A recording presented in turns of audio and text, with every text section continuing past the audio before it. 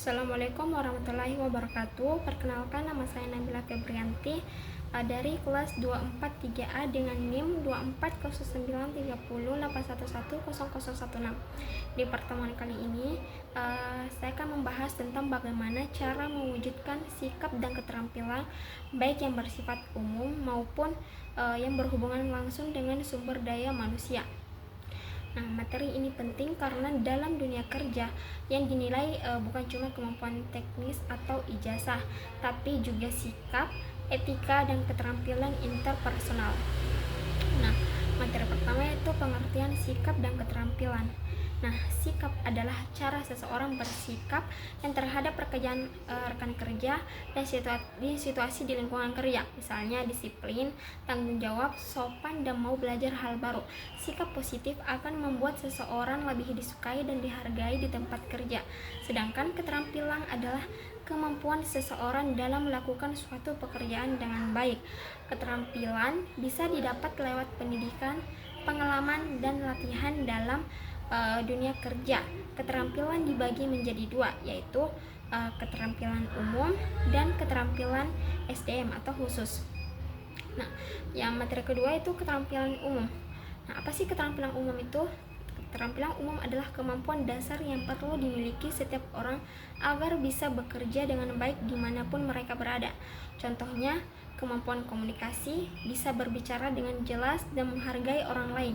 Kerja sama tim, bisa berkolaborasi tanpa ego. Kedisiplinan dan tanggung jawab menyelesaikan pekerjaan tepat waktu. Kemampuan berpikir kritis dan memecahkan masalah. Kemampuan beradaptasi karena dunia kerja terus berubah. Kemudian materi ketiga yaitu keterampilan SDM atau khusus. Kalau keterampilan SDM lebih mengarah ke kemampuan dalam mengelola orang dalam organisasi.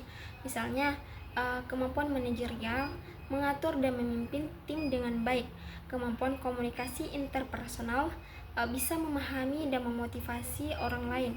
Kemampuan analisis SDM seperti menempatkan orang sesuai keahlian, etika, dan kepemimpinan agar jadi panutan bagi bawahan.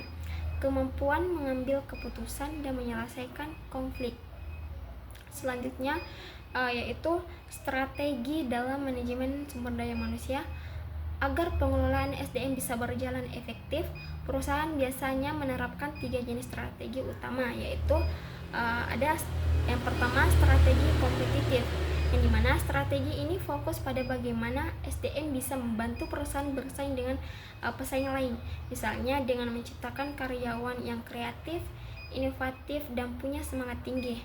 Contohnya perusahaan teknologi seperti Google atau Tokopedia selalu memberikan pelatihan dan kebebasan berekspresi supaya karyawan ini bisa menghasilkan ide baru. Jadi, SDM bukan cuma pelaksana, tapi juga sumber keunggulan perusahaan. Kedua, strategi perusahaan. Nah, strategi ini berhubungan dengan tujuan besar perusahaan secara keseluruhan. Dalam hal ini, manajemen SDM berperan penting untuk memastikan semua karyawan bekerja sesuai arah dan visi perusahaan. Misalnya, kalau perusahaan ingin fokus pada pelayanan yang terbaik, maka SDM harus dilatih untuk ramah, cepat tanggap, dan profesional dalam melayani pelanggan. Kemudian strategi yang ketiga, strategi fungsional, di mana strategi ini lebih ke arah penerapan strategi SDM di tiap bagian perusahaan. Misalnya bagian HR membuat kebijakan rekrutmen, pelatihan, penilaian kinerja, dan pemberian kompensasi agar semua divisi bisa berjalan selaras. Tujuannya supaya setiap departemen punya tenaga kerja yang tepat dan produktif. Selanjutnya materi tantangan dalam manajemen SDM, itu mengelola manusia bukan hal mudah, apalagi di era modern seperti sekarang ini. Nah, ada beberapa tantangan utama yang sering dihadapi. Yang pertama itu perubahan teknologi yang cepat, yang dimana membuat perusahaan harus terus melatih karyawan agar tidak ketinggalan zaman. Kemudian ada persaingan global. SDM dituntut punya kemampuan tinggi dan beradaptasi dengan budaya kerja internasional. Perubahan gaya kerja seperti remote working atau hybrid system yang menuntut fleksibilitas dan kepercayaan. keseimbangan antara kehidupan dan pekerjaan atau work-life balance, karena banyak karyawan mengalami stres akibat tekanan kerja tinggi. Kemudian ada etika dan tanggung jawab sosial. Nah, perusahaan harus menjaga agar tidak hanya fokus pada keuntungan, tapi juga peduli pada kesejahteraan karyawan dan lingkungannya.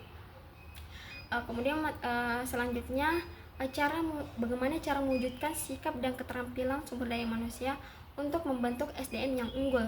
Nah, perlu ada usaha dari dua sisi, karyawan dan perusahaan.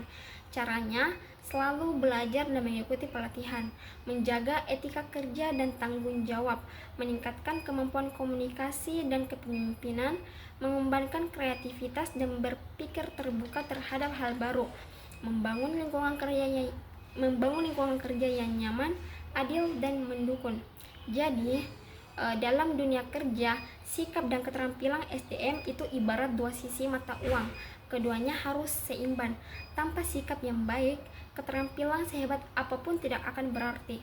Sebaliknya, tanpa keterampilan yang cukup, sikap positif saja tidak cukup membuat seseorang produktif.